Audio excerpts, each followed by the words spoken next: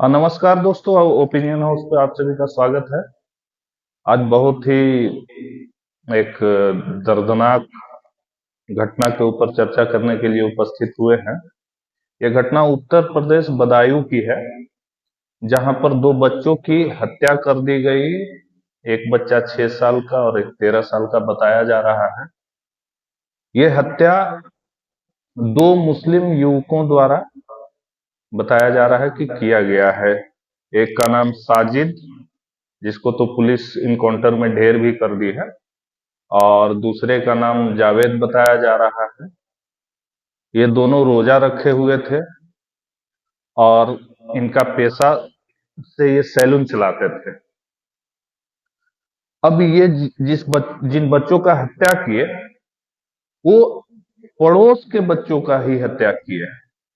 अब आप उम्मीद कर सकते हैं कि 6 साल के और 12 साल के बच्चों से क्या दुश्मनी रही होगी इनकी। कोई भी नहीं। ये एक तो कहने के लिए तो इनका ये पाक महीना चल रहा है रमजान का, जिसमें चींटी तक के नहीं मारा जाता है, लेकिन ये बच्चों के गर्दनें उड़ाते चल रहे हैं। बताया ये भी जा रहा है, कुछ लोगों का माने तो ट्विटर वगैरह पे चल रहा है कि वो हत्या करने के बाद उनका खून तक के पिया है। वैसे पुलिस इस बात में बोली है कि ये जांच करने के बाद पता चलेगा कि क्या ऐसा। पुलिस जांच कर रही है।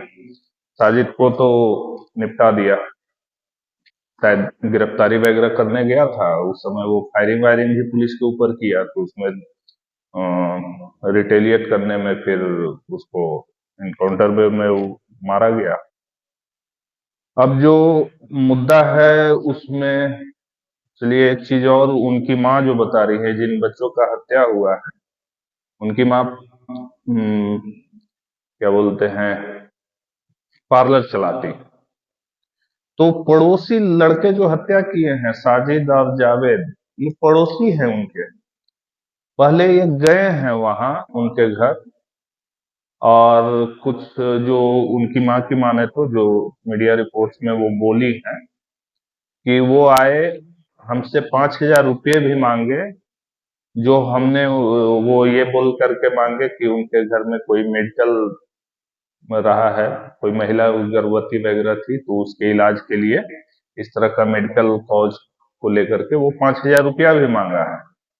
जो वो जाहिर सी बात है, पड़ोसी है तो कोई भी ऐसे समय में मदद करता है। तो ये सारी बातें उसके बाद वो घर में जाता है और उन बच्चों के ऊपर चाकू से हमला कर देता है। एक बच्चा तो बच के भाग गया। 3 बच्चों पे वो कार्रवाई किया था, 2 बच्चे को स्पॉट पे ही मार दिया। एक बच्चा किसी तरह से बच के भाग गया। तो ये इस तरह की घटना हुई है। अब इसमें देखिए, मैं अक्सर इन तरह के न्यूज से एक तरह के कहिए कि एनालिसिस करने में थोड़ा सा मैं कोशिश करता हूं कि जितना हो सके इसको लिबरलाइज ही रखूं, क्रिमिनल ना बनने दूं। क्योंकि ऑलरेडी देश में सांप्रदायिकता धीरे धीरे जोर ही पकड़ते जा रहा है। जिसको कम करने की जरूरत थी वो बढ़ ही रहा है। अगर ऐसी हरकतें किए जाते रहे तो बढ़ेगा ही, इसमें कोई डाउट नहीं है। क्योंकि अब आप किस पे भरोसा कीजिए। आपके पड़ोस में जो है, जिससे आपका सुबह उठना, मिलना जुलना, उठना बैठना सब कुछ हो रहा है, वो आपके बच्चों की गर्दनें उड़ा रहा है। तो भाई, अब आप बोलेंगे कि कौन सी नफरत लोग करने लगे हैं, तो ये वजह है। जो आपके बीच के लोग ऐसी हरकत करते हैं, ये बात मैं सीधे डायरेक्ट मुसलमानों से कहना चाह रहा हूं कि जब आपके बीच के लोग ऐसी हरकत करते हैं, तो फिर ये नफरत और ये शक जो है वो कौम से ही होती है। मैं कम से कम इंडिया को बहुत जगह पे घूमा हूं और देखा हूं। नो डाउट अच्छे लोग हैं, लेकिन सवाल ये है कि अच्छे लोग हैं। अब वो भी तो अच्छे बोल रहे हैं। भाभी बोलती है, वो बोल रही है कि आए हैं हमारे घर में और बोली कि भाभी हमें पैसे की जरूरत है, ये वो इस तरह से, मतलब कि सोचिए कि कितना करीबी रिश्ता रहा होगा, और वो शख्स उनके बच्चों को साफ करके चला गया। तो फिर कैसे आदमी भरोसा करेगा भाई? अब जो मेन मुद्दा है, यहां पर भी इतना आसानी से भरोसा नहीं टूटता है आदमी का। देखिए, जब हम किसी को जानते हैं तो इतने भी विश्वास के धागे जो इतने कच्चे नहीं होते हैं कि कहीं घटना उत्तर प्रदेश में हो और लोग अपने घर वहां से 200 किलोमीटर 2000 किलोमीटर के बीच हो पर हो और वो रिश्ता खराब करना। लेकिन ये चीजें जो शक और घृणा और नफरत, ये बढ़ती कैसे है? क्योंकि जो भी समाज में जो, आप एक चीज जान लीजिए कि इसमें आप कितना हो दुनिया कोई कुछ भी कहे कि हम सब इंसान हैं, हम सब एक हैं, लेकिन हकीकत ये है कि मानव जाति कहीं न कहीं किसी आइडेंटिटी को लेकर के विभाजित है। कोई धर्म से के रूप में अपने आप को पहचाना जा रहा है, जाति, धर्म, क्षेत्र, भाषा, इस तरह की चीजों में मानव जाति विभाजित है, और इससे लगाव भी लोगों का अच्छा खासा है। वो हमेशा जब कोई बात होती है तो एक पक्ष जो होता है ना, कि खड़े होने का पक्ष, तो हर जगह आप ट्रूथ के साथ नहीं खड़े होते हैं। आप अपना भाषा के साथ, अपने देश के साथ, अपने कौम के साथ, अपने धर्म के साथ भी कभी खड़े होते हैं। ये सच्चाई है, ये प्रैक्टिकल चीज है, इससे इसको नकारा नहीं जा सकता है। अब जरूरत क्या है कि जब आपके बीच के लोग, मैं ये बात इसीलिए पहले बताया कि लोग विभाजित हैं, तो इसमें सुधार कौन ला सकता है? नो डाउट, अगर मुस्लिम वर्ग के लोग इस तरह के कृत्य करते हैं तो कोई हिंदू वर्ग का आदमी उनको क्रिटिसाइज, आलोचना करके, उनके ऊपर जो भी हो टीका टिप्पणी करके, या कहिए कि वो नहीं सुधार ला सकते हैं। आपके समाज का सुधार हम नहीं कर सकते हैं, वो आपको ही करना होगा। और आपके बीच के लोग क्या कर रहे हैं? चुप्पी साधे हुए हैं।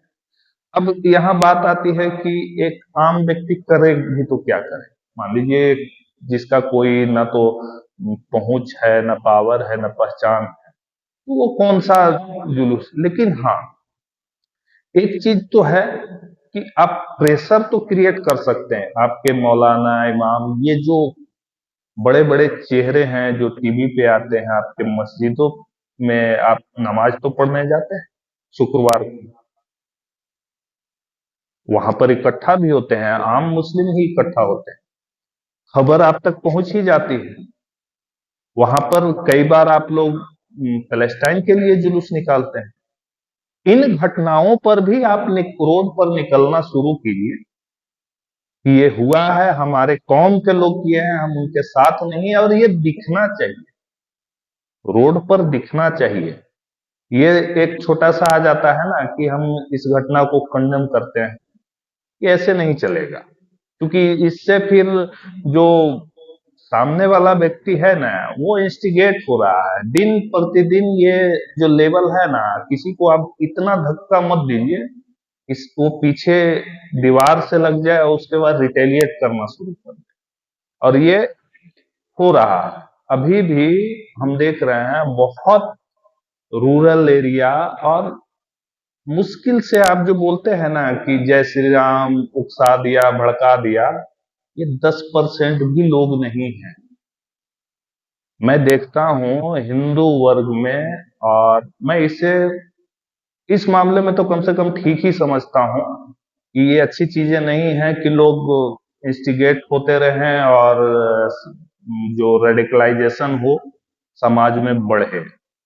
लेकिन मैं ये हकीकत बता रहा हूं कि जितने सोशल मीडिया पे है ना, हिंदू वर्ग वो इंफॉर्मेशन नहीं कलेक्ट कर रहा है, वो रील्स देख रहे हैं, वो कॉमेडी देख रहे हैं, वो पिक्चर देख रहे हैं, वो कहाँ पर क्या आग लग रहा है छोटे मोटा न्यूज पढ़ लिए। वो बहुत ज्यादा हिंदू मुसलमान में नहीं पढ़े हुए हैं, अभी भी वो बहुत इन चीजों से दूर हैं। और मैं बता रहा हूं कि ये अच्छा है कि वो दूर हैं, 10% लोग हैं जिनसे आपको शिकायत है ना, हमेशा शिकायत आते रहती है, वो मात्र 10% लोग हैं। ऐसा मत कीजिए कि ये उस लेवल पर चला है, बहुत मुश्किल होगा। और इसमें सबसे बड़ी चीज अब बता रहा हूं कि जिनको आप मानते हैं मुखौटा, जिनको आप चेहरा मानते हैं, सबसे ज्यादा शिकायत हमको उनसे है। आपके पत्रकार में मोहम्मद जुबैर हजार ट्वीट मार देगा। वो दिल्ली लात काट जो हुआ था, पुलिस वाला लात मारा था जब सजदे में थे, नमाज पढ़ रहे थे रोड सड़क पर मुस्लिम लोग, तो एक लात मारा था, उसको लेकर के हजार ट्वीट दुनिया भर का जितना प्रोपगंडा कर सकता था वो व्यक्ति किया। आरफा खाना किए, रवीश कुमार खूब लहंगा खोल के नाचे ये लोग, अजीत अंजुम, ये जितने चेहरे हैं जो अब तो नेता के बोलने लगे हैं कि हाँ ये हमारे आदमी हैं, इनका सुना करो, तो इनको ही कंडेम करना पड़ेगा, इनको बोलना पड़ेगा। एक ट्वीट जाकर देख लीजिए, इनका नहीं मिले इस जो घटना हुआ है। तो फिर लगता है कि आप इसको मौन सहमति दे रहे हैं, और जब आप मौन सहमति देंगे तो फिर रिएक्शन होगा। एक आम आदमी हमारे जैसा एक आम विश्लेषक जो कभी नहीं चाहता है कि देश में ऐसी अव्यवस्था कभी हो, और वो आदमी इंस्टिगेट हो रहा आपकी हरकतों से। बहुत अच्छे अच्छे लोग जो हमारे साथ जुड़े हुए हैं, जिनके चलते हम अवॉइड करना चाहते हैं, इन चीजों को बोलना नहीं चाहते हैं सोशल प्लेटफॉर्म पे, कि कुछ ऐसी बातें नहीं हो कि ऑलरेडी जो माहौल देश का है लोगों को लगे कि यार सभी ऐसे ही हैं।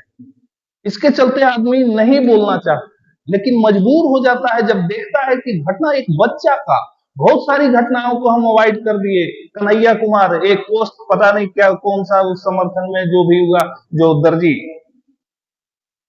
राजस्थान का, उसके दो आदमी गए और देखिए कि धोखे से गला रेत दिए थे। दिल्ली में वो लड़की 14-15 साल की थी, उसको चाकू से मारने वाला मुसलमान था। कितनी घटना यार, कितनी घटना बताए लोगों को, और उसके बाद कैसे आदमी चुप रह सकता है? फिर तो आपको लगेगा, सबको लगेगा कि ये साला मेरा सर्वाइवल का प्रश्न है, कि आप जब तक हैं हम जिंदा रह ही नहीं सकते। मैं एक मुस्लिम का आज एक वीडियो देख रहा था, वो बंदा, मैं जबकि इन चीजों में विश्वास नहीं रखता हूँ, वो बोल रहा है कि आपकी किताबों में ऐसा मेंशन है कि जब आप काफिरों का गला देते हैं तो आपका जन्नत में ईंट लगता है। मैं उनकी बात कर रहा हूं, कोट अनकोट, जो यूट्यूब पर वो बोल रहे थे, एक्स मुस्लिम, उसकी बात कर रहा हूं, मैं नहीं बोल रहा हूं ये चीज। तो लगेगा कि हो सकता है भाई, क्योंकि हम आपकी किताब नहीं, किताब आप पढ़ते हैं ना, तो फिर आप अपने धर्म के बारे में अच्छी अच्छी, आपके धर्म बोलते हैं ये पीस का, शांति का सब कुछ है, हम भी मानते हैं, लेकिन वो दिखना तो चाहिए। ग्राउंड में तो पीस दिख रहा है, अभी पीस चल रहा है, तो कैसे होगा? बहुत मुश्किल हो जाएगा। ये चीजें हमको काफी हिट की, क्योंकि एक मैच्योर आदमी होता है, कोई 25-30 साल का आदमी होता है, तो आप जैसे बोलते हैं कि अभी कर्नाटक में एक बंदा को जाके वो पीट दिया मोबाइल शॉप पे, क्या तो ये हनुमान चालीसा बजा रहा है हमारा रमजान में। अरे कमाल हो गया, हम हनुमान चालीसा बजा रहे हैं कि फिल्मी गाना सुन रहे हैं, आपको दिक्कत है इससे? और फिर आप उस घटना को, मैं बोल रहा हूं ये सारे उन घटनाओं को लेकर के बैठे, आपको गुजरात यूनिवर्सिटी में जो घटना हुई है, जहां पर हिंदू लड़के नमाज पढ़ने पर जाकर विरोध किए, उसके बाद वो विदेशी छात्र जो था, वो वीडियो भी आया बाद में, ये क्लिप काट करके पहले तो चला देते हैं, उसके बाद जब वीडियो आया, एक लड़का गया था कि आप यहाँ नमाज कैसे पढ़ रहे हैं, वो भी गार्ड से बात कर रहा था, उनसे नहीं बात कर रहा था जो नमाज पढ़ रहे थे, और उधर से वो आया और सीधा थप्पड़ जड़ दिया जो विदेशी लड़का था। और थप्पड़ जड़ने के बाद फिर ये कहीं फोन फान, यूनिवर्सिटी है, छात्रों का ग्रुप होता है, आगे पीठ पाड़ दिए, क्या हुआ उसके ऊपर पूरा इनका नाच चलते रहा। अरे ये तो पूरा देश का विदेशी लड़कों को पीट दिया, अफगानी लड़के थे, साउथ अफ्रीका के थे। भीख भी यहीं आकर मांगना है। तुम्हारे अपने देश में क्या पैदा किए हो तुम? अब मैं बोलना नहीं चाहता हूं, मैं जाकर देखिए, अगर आप लोग नहीं देखे, हारिस सुल्तान पाकिस्तान से भागा हुआ बंदा है, अभी रहता है ऑस्ट्रेलिया में, रहता है। इतने जूते मारता है पाकिस्तानियों को, इन्हीं सब हरकतों की वजह से। वो जहां जाते हैं यही गंद फैलाते हैं। वही हिंदुस्तान के अब लोग बनते जा रहे हैं। तो आप आइए, अगर इसमें आप सड़क पे नहीं आते हैं, अपने लोगों के खिलाफ नहीं बोलते हैं। एक बंदा फरार है, एक को तो पुलिस निपटाया, एक फरार है, कहां फरार होगा? आप ही के समाज के किसी घर में वो छुपा हुआ होगा ना। कैसे हिम्मत आप कर रहे हैं कि ऐसा दरिंदा को अपने घर में छुपाएं? कैसे छुपा सकता है कोई इस तरह के दरिंदा को? अगर आप छुपा रहे हैं, इसका मतलब आपकी मानसिकता भी वही है।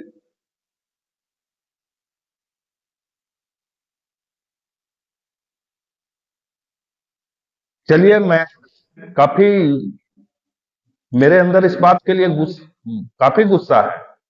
और मैं फिर आगे से मैं कोशिश तो कर रहा था कि कभी इस तरह के वीडियो ना बनाऊं, जो सांप्रदायिकता से, चूंकि नेता कम नहीं है, बहुत फैला चुके हैं। अब हम जैसे आम इंसान भी अगर यही काम करेंगे तो फिर देश का हालत क्या होगा।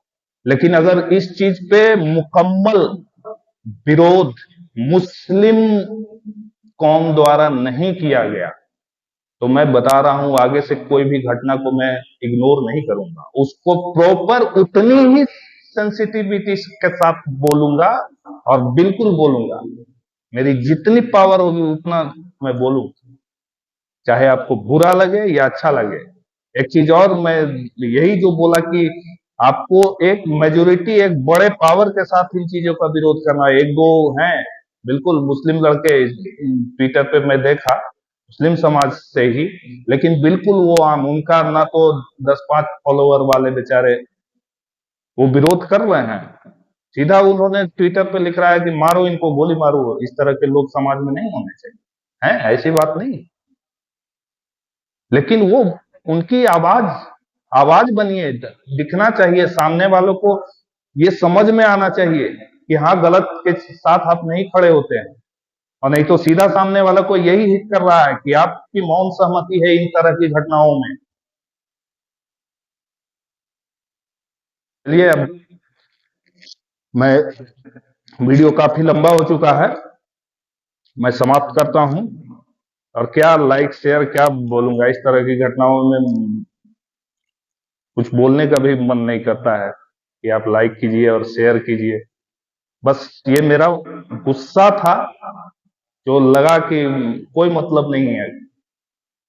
ये सिर्फ गुस्सा था जिसके ऊपर मैं आकर के, इंफॉर्मेशन तो फैल चुका है, बहुत सब लोग जान चुके हैं, लेकिन लगा कि बोलना जरूरी है, इसलिए मैं बोलने आया। धन्यवाद।